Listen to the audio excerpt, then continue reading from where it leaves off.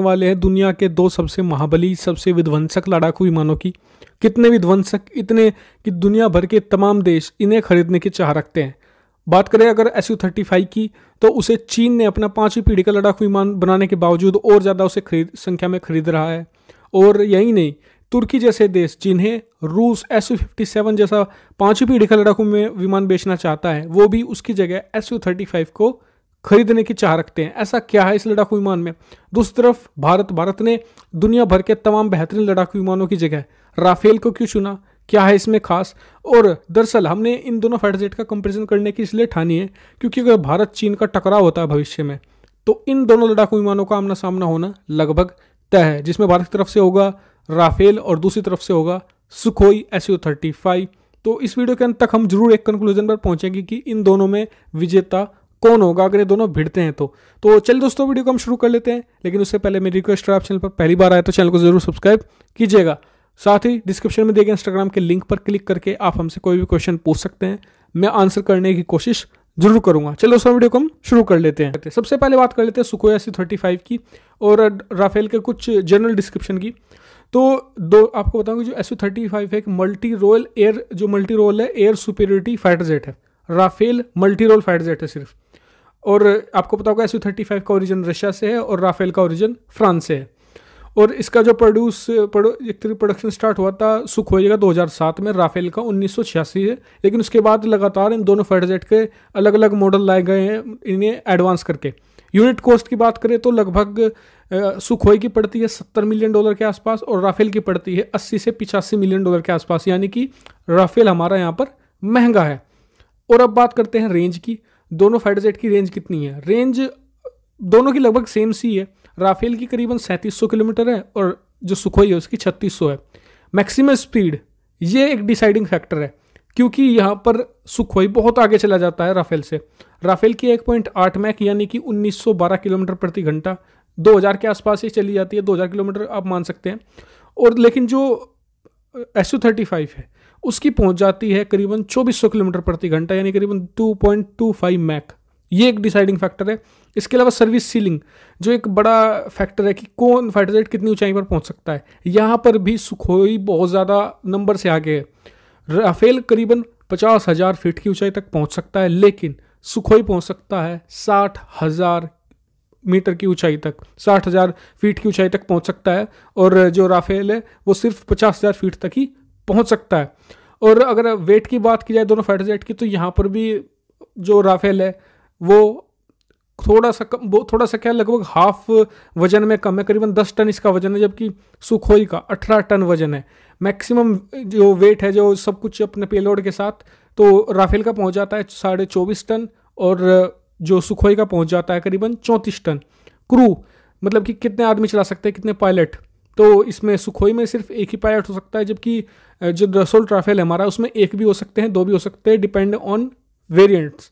Length करीबन Sukhoi की है 21 और राफेल की है 15 मीटर, यानी इसमें भी डिफरेंस है। और जो वेट है, जो विथ है, वो है करीबन 15 मीटर सुखोई की और 10 मीटर है राफेल की। हाइट करीबन 6 मीटर के आसपास है सुखोई की और 5.5 मीटर के आसपास है हमारे राफेल की। अब बात कर लेते हैं जो मेन चीज़ें हैं, जैसे कि आर्मामेंट। ये किसी भी फाइटर जेट के लिए काफ़ी अच्छे हो सकते हैं। मतलब कि किसी फाइटर जेट को सबसे, अगर आपको देखना कि कोई फाइटर जेट कितना दूर तक देख सकता है, वो उतना ही ताकतवर होता है, यानी कि रडार, और कितनी दूर तक मार कर सकता है, ये भी उसके डिसाइडिंग फैक्टर होता है उस फाइटर जेट की ताकत का। तो पहले बात कर लेते हैं हम राफेल की। राफेल में आखिर कौन सी मिसाइल्स लगी हुई हैं? राफेल में पहले आपको बता दूं कि इसमें हार्ड पॉइंट 14 है। जी हाँ, 14 हार्ड पॉइंट है। काफ़ी एक ज़्यादा माना जाता है किसी भी फाइटर जेट के लिए 14 हार्ड पॉइंट होना। इसमें आप मैजिक 2 MBDA मिसाइल लगा सकते हैं। इसके अलावा MBDA की जो मीटियोर है वो भी उसमें जल्द ही लगाने की प्लानिंग चल रही है अभी। और एयर टू ग्राउंड की बात करें तो इसमें MBDA की अपाचे, स्टॉर्म शैडो, हैमर और पैवे 2 जैसी मिसाइलें इसमें लगाई जा सकती हैं। एयर टू सरफेस की एक और जो मिसाइल है जिसका नाम है MBDA AIM-39 एक्सोसेट, ये इसमें काफ़ी खतरनाक मिसाइल है जो इसमें लगाई जा सकती है। इसके अलावा इसमें थेल्स की भी मिसाइलें लगा सकती हैं, जिसमें डेमोकैल्स नाम की और साथ ही एरोस और टेलियोस नाम की मिसाइलें इसमें लगाई जा सकती है।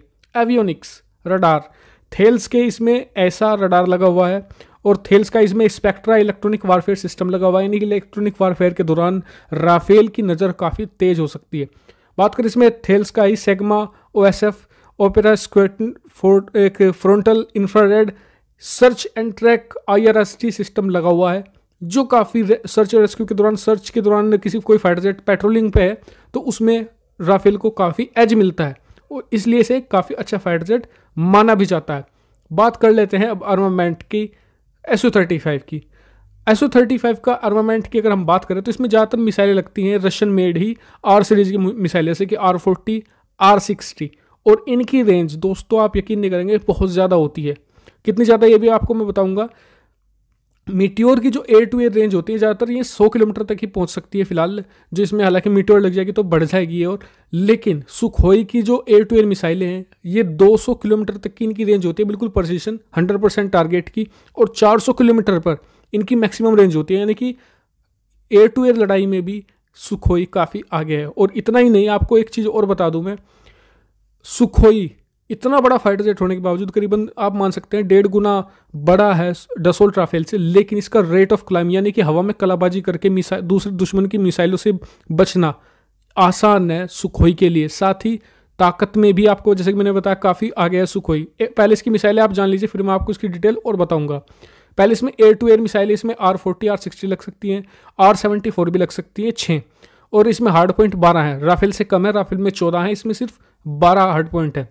एयर टू सरफेस की बात करें तो इसमें KH-25 ml, और आपको बताऊं कि इसमें 6 लगाए जा सकते हैं KH-25 ml मिसाइलें। एंटी शिप मिसाइलें भी इसमें लगाई जा सकती हैं, एंटी रेडिएशन मिसाइलें KH-25 MP लगाई जा सकती है इसमें। इसके अलावा ये न्यूक्लियर बॉम्ब, दोनों फाइटर जेट न्यूक्लियर बॉम्ब ले जाने के लिए उपयुक्त तक लगाए जा सकते हैं इसमें। एवियोनिक्स इसमें लगा हुआ है। आप जब रडार की बात करें तो इसमें लगा हुआ है IBRIS-E पैसिव इलेक्ट्रॉनिक स्कैनर अरे radar, OLS-35 infrared search and tracking system. लेकिन आपको इसमें बता दूं कि इसमें एक ऐसी मिसाइल है R27, इसका नाम है ET। ये इसके खास मतलब कि इसे 100% एक्यूरेट इसलिए माना जाता है कि ये फाइटर जेट को कभी निशाना नहीं बनाती। मान लिया अगर दुश्मन देश के फाइटर जेट को निशाना नहीं बनाना, ये क्या करती है, दुश्मन देश का जो फाइटर जेट है उसके जो इंजन है उसकी गर्मी को सेंस करके सीधा इंजन को निशाना बनाती है, जिससे कि ये लगभग मतलब कि ये फाइटर जेट का पीछा नहीं करती। जो फाइटर जेट का इंजन है उसकी गर्मी को एक तरीके से पकड़ते हुए उसका पीछा करती है और उसे मार गिराती है। ये इसलिए इसे काफ़ी खतरनाक माना जाता है। यही नहीं दोस्तों, इन दोनों ही फाइटर जेट की कैनन खास है। कैनन मतलब कि जो इसमें लगी हुई गन है, जी हाँ, कैसी खास है, जो सुखोई की गन है वो करीबन 1800 राउंड पर मिनट के हिसाब से फायर करती है, लेकिन यहाँ पर राफेल काफ़ी आगे निकल जाता है। राफेल की जो गन है काफ़ी खास है, इसका नाम है जायट 30M, जी हाँ, और ये करती है 2500 राउंड पर मिनट के हिसाब से फायर, और दोनों में 30 mm की कैलिबर लगी हुई है। तो अब बात कर लेते हैं कि पहले SU-35 को उसे चीन इतना ज़्यादा क्यों खरीद रहा है। अभी उसने और नए ऑर्डर प्लेस कर दिए, जबकि उसके पास J-20 जैसा 5वीं पीढ़ी का लड़ाकू विमान है जिसे वो काफ़ी सस्ते में बना सकता है। वो $70 मिलियन का एक रूसी फाइटर जेट क्यों खरीद रहा है, क्योंकि उसे आपको पता होगा कि सुखोई को उड़ाना भी बहुत एक महाभारत ही है, क्योंकि उसकी जो फ्लाइंग कॉस्ट है काफ़ी ज़्यादा है। डसोल से तो जो राफेल है इससे तो काफ़ी ज़्यादा है। इसके अलावा इसका मेंटेनेंस खर्चा बहुत ज़्यादा आता है। जो भी रशियन फाइटर जेट होते हैं उनके मेंटेनेंस खर्चा बहुत ज़्यादा आता है। तो ऐसा क्यों कर रहा है चीन, इसमें के पीछे भी कारण छुपा हुआ है। कारण क्या है कि देखिए, जो चीनी फाइटर जेट है ना, ये दूसरे जो दो देश हैं उनके खिलाफ तो लड़ने के लिए काफ़ी कारगर है, लेकिन वही बात आती है अमेरिकी फाइटर जेट के सामने, तो वहाँ पर रूसी SU-35 ही एक बड़ा चैलेंजर सामने आता है। दुनिया भर में जितने भी फाइटर जेट है, जैसे कि अगर आप F-35 को भी लें, उसके सामने भी SU-35 एक बड़ा चैलेंजर है। अगर SU-35 और F-35 के बीच में कॉम्बैट होती है और काफ़ी क्लोज कॉम्बैट होती है, तो वहाँ पर F-35 का बच पाना काफ़ी मुश्किल होगा। भले ही जो F-35 है काफ़ी स्टेल्थ है, लेकिन जो इसका रडार है SU-35 का काफ़ी अच्छा है। इसके अलावा इसकी में अब जो इसमें नए मॉडल बनाए जा रहे हैं उसमें रडार अब्जॉर्विंग मटेरियल का भी काफ़ी यूज़ किया जा रहा है, जिससे कि इसमें स्टेल्थ भी थोड़े करैक्टर डाले जाएँ। और यही बात करेगा राफेल की, तो राफेल को भारत को खरीदने का सीधा कारण था, एक तो इसकी मेंटेनेंस काफ़ी कम है, खरीदने के बाद मेंटेनेंस काफ़ी कम है, और दूसरी बात पाकिस्तान के जो सरहदी इलाके हैं यहाँ पर मीटियोर मिसाइल भारत को चाहिए होती है, तो इसमें काफ़ी इसके इंटीग्रेशन में मीटियोर मिसाइल के साथ राफेल का कॉम्बिनेशन बहुत डेडली है, तो पाकिस्तान के लिए काफ़ी भयानक होगा। इसके अलावा ऊंचाई वाली लड़ाइयों पर इसका इंजन काफ़ी अच्छे से काम करता है, और ऊंचाई जैसे कि हिमालय की लड़ाई होगी, ऐसी फिर डोकलाम जैसी जगहों पर ये काफ़ी अच्छे से सर्विलांस कर सकता है। जैसे कि मैंने आपको वीडियो में बताया था अभी थोड़ी देर पहले ही कि इसकी अगर बात करें कहीं मतलब कि पेट्रोलिंग जैसी जगहों पर जो कहीं पेट्रोलिंग करनी है, पता लगाना है चीनी ट्रूप्स कहाँ एक तरीके से इकट्ठा हो रहे हैं, उस चीज़ों में भी काफ़ी आगे है। क्या फिर चीनी फाइटर जेट कहाँ कहाँ हिमालय में घुसपैठ कर रहे हैं, हिमालय एरिया में हमारे, उसका भी पता लगाने में राफेल काफ़ी आगे माना जाता है और इसलिए इसे काफ़ी अच्छा फाइटर जेट भी माना जाता है। और आप कहेंगे कि जी लेकिन एक बात तो आपको माननी पड़ेगी, जो हम सभी एक तरीके से एग्री करेंगे कि अगर इस टोटल कंपैरिजन में देखा जाए दोनों हेड टू हेड आते हैं और कॉम्बैक्ट मान लीजिए अगर 80 किलोमीटर के दायरे में दोनों फाइटर जेट आते हैं तो वहाँ पर राफेल का बच पाना सुखोई से काफ़ी मुश्किल हो जाएगा।